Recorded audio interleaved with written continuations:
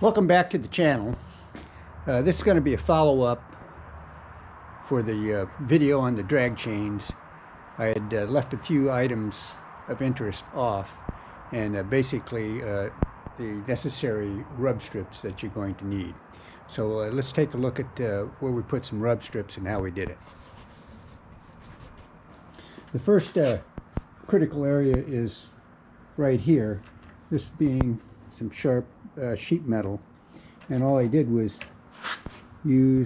split a rubber tube and shove it over there so you can see that it prevents any chafing in that area. Second area that I also used a rub strip on was I put it right here, as this wire bundle is coming across this metal, and it had a potential, since this had a sharp edge on it, to provide some chafing. So that eliminated that.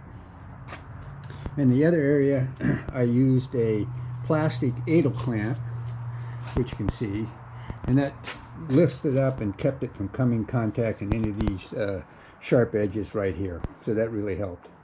The other area I put rub strip on was right here. You can see that this is a fairly sharp edge. So again, I just split a rubber tube, put it on there, and you can see we no longer have any rub points on it.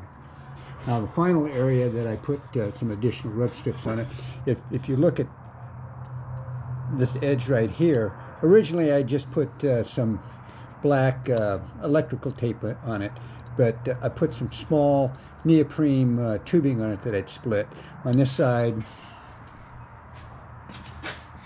and the other side to prevent any possibility of it chafing with this wire or the other wire. And that's about it. It's working real well. Thanks for watching.